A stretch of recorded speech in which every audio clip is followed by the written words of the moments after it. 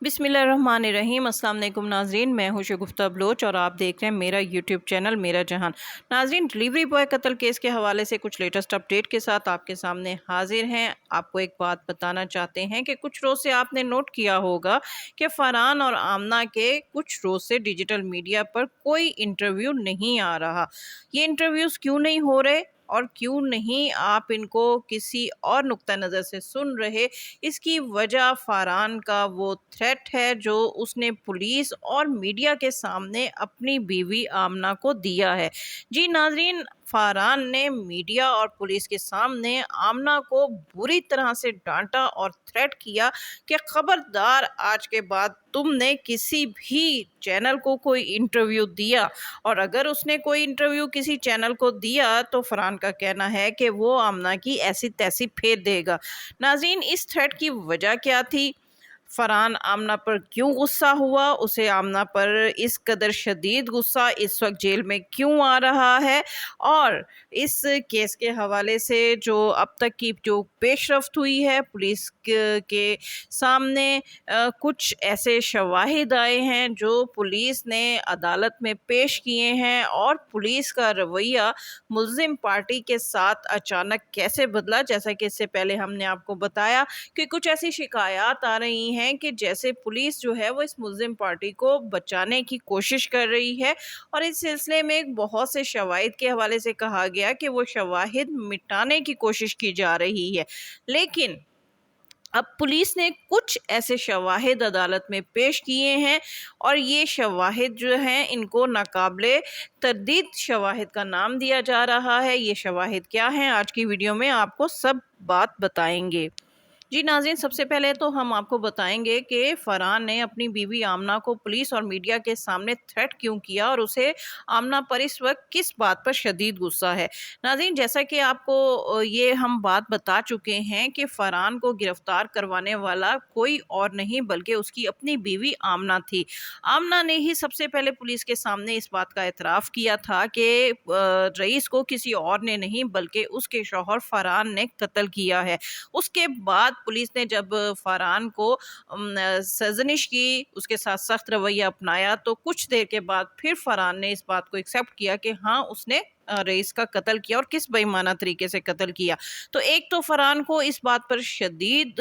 आमना पर गुस्सा है कि अगर आमना शुरू में इस बात का इकरार ना करती, इस बात का इकरार ना करती, ये इतराफ़ ना करती कि फरहान ने जो है ये कत्ल किया है, तो वो कभी भी गिरफ्तार ना होता। दूसरी बात ये कि आमना की वजह से फरहान की ना सिर्फ पाकिस्तान बल्कि इस वक्त पूरी दुनिया में जगहसाई हो रही है। पूरी दुनिया फरहान को लानतान कर रही है कि उसने अपनी बीवी को तो छोड़ दिया, अपने बच्चों की खातिर, अपने घर की खातिर उसने अपनी बीवी को माफ़ कर दिया, लेकिन भले रईस का कसूर था, लेकिन उसको पुलिस के हवाले करने की बजाय, कानून का रास्ता अपनाने की बजाय जिस बेईमाना तरीके से उसका कत्ल किया, उसकी वजह से फरहान को जो मीडिया पर लान तान हो रही है, जो पूरी दुनिया में उसको बुरा भला कहा जा रहा है, वो सब बातें उस तक पहुंच रही हैं। फिर आए रोज़ आमना के जो नित नए ड्रामे इंटरव्यूज़ में सामने आ रहे हैं, उसकी वजह से भी फरहान को बहुत ज़्यादा सुबकी का सामना है। यही वजह है कि आमना ने ही अपना जिस जिस तरह इंटरव्यूज़ दे रही है, उस तरह उसके मुंह से कुछ ना कुछ सच सामने आता जा रहा है, जिससे बजाय इसके कि ये लोग जो है वो फांसी के फंदे से बच सके, फांसी का जो फंदा है वो इनके गिर्द और घेरा तंग होता जा रहा है। जैसा कि आमना ने इस बात का एतराफ़ कर लिया पहले मीडिया के सामने कि वो गाड़ी में मौजूद थी अपनी बेटी के साथ, और उसके आंखों के सामने फरहान ने रईस को जो है वो जिंदा जलाया। यानी उसका कहना था कि फरहान जो है उस पर रईस जो है वो जिंदा था, वो उछला जब उसको आग लगाई गई, तो इससे ये साबित हुआ कि वो मरा नहीं था, वो ज़िंदा था, तो उसको ज़िंदा जलाया गया। तो ये बात भी आमना ने अपने इंटरव्यूज़ में जो है वो दी, और उसके बाद ये रिकॉर्ड का हिस्सा बन गया। तो फरहान को इस बात पर भी आमना पर गुस्सा है कि आमना ने इस बात का एतराफ़ करके کہ جب اس کو جلایا گیا رئیس کو تو وہ زندہ تھا، اسے اور زیادہ مشکل میں ڈال دیا ہے۔ اسی طرح کچھ جو ڈیجیٹل میڈیا کے لوگ ہیں وہ اب اس کی بیوی کے حوالے سے فرحان سے کچھ سخت سوالات کر بیٹھے، جس کی وجہ سے فرحان کا غصہ جو ہے وہ آسمان کو چھو گیا اور اس نے پولیس کے سامنے اس انٹرویو کرنے والے کو سختی سے ڈانٹا اور کہا کہ تم کون ہوتے ہو مجھ سے یہ بات کرنے والے، جاؤ یہاں سے دفع ہو جاؤ، میں تمہیں کسی قسم کا کوئی انٹرویو نہیں دیتا۔ اور اس کے بعد پولیس خاموش تماشائی بنی رہی۔ پولیس نے فرحان کو نہ تو یہ کہا کہ وہ اپنا انٹرویو مکمل کرے، بلکہ وہ جب فرحان غصے سے جو ہے وہ کمرے سے باہر نکلا تو آمنہ کسی چینل کو انٹرویو دے رہی تھی، لہٰذا اس موقع پر فرحان نے اپنی ہتھکڑیاں اوپر کرتے ہوئے آمنہ کو انگلی دکھائی اور سختی سے اسے کہا کہ خبردار آج کے بعد کسی چینل کو انٹرویو دیا، اگر تم نے کسی چینل کو انٹرویو دیا اور مجھے پتا چلا تو میں تمہاری ایسی تیسی پھیر دوں گا۔ یعنی اب وہ آمنہ کو تھریٹ کر رہا ہے پولیس کے سامنے کہ اگر وہ یہاں سے بچ بھی گیا تو وہ آمنہ کی وجہ سے جس دلدل میں پھنس چکا ہے، جس بےزتی کا اس کو سامنا کرنا پڑا ہے، وہ اس کو معاف نہیں کرے گا۔ یہی وجہ ہے ناظرین اب ہم آمنہ کا یا فرحان کا کوئی اور انٹرویو نہیں دیکھ رہے۔ ویسے بھی کچھ روز کے بعد یہ لوگ جو ہے وہ جوڈیشل ہو جائیں گے، جیل میں چلے جائیں گے، تو ویسے ہی ان کے انٹرویو اب سامنے نہیں آئیں گے۔ دوسری بات، شواہد کے حوالے سے ہم آپ کو بتائیں، جیسا کہ پہلے کہا گیا کہ کچھ پولیس نے ناقابل تردید شواہد عدالت میں پیش کیے ہیں اور پولیس کا رویہ یکدم ملزم پارٹی سے کیسے تبدیل ہوا، تو ناظرین اس کی وجہ جو ہے وہ عدالت اور جج کا جو ہے وہ نوٹس ہے۔ کہا جاتا ہے کہ جج جو ہیں وہ اس مقدمے میں بذات خود دلچسپی لے رہے ہیں، کیونکہ یہ کیس جو ہے وہ انٹرنیشنل سطح پر جو ہے پہنچ چکا ہے اور اس کو جو ہے وہ سنا جا رہا ہے، لہٰذا جج نے جو ہے وہ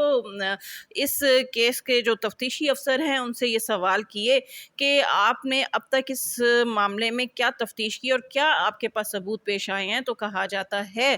کہ 3 اہم ثبوت جو ہیں وہ تفتیشی افسر نے عدالت میں پیش کیے ہیں۔ ان میں ایک ثبوت جو ہے وہ سی سی ٹی وی فوٹیج ہے، جس میں گاڑی میں آمنہ اور فرحان رئیس کی باڈی کو لے کر جلانے کے لیے لے کے جا رہے ہیں۔ دوسرا جو اہم ثبوت ہے وہ فرحان کا وہ ڈریس ہے جو اس نے رئیس کو قتل کرتے وقت پہنا ہوا تھا، اور یہ بھی جو لباس ہے اس کا وہ پولیس کے ہاتھ لگ گیا ہے اور اس لباس پر کہا جاتا ہے کہ رئیس کے خون کے دھبے موجود ہیں۔ یہ ڈی این اے کے لیے بھیج دیا گیا ہے اور پولیس کو یقین ہے کہ یہ جو خون کے دھبے ہیں وہ رئیس کے ہیں، اور جب ڈی این اے رپورٹ سامنے آئے گی اور اس میں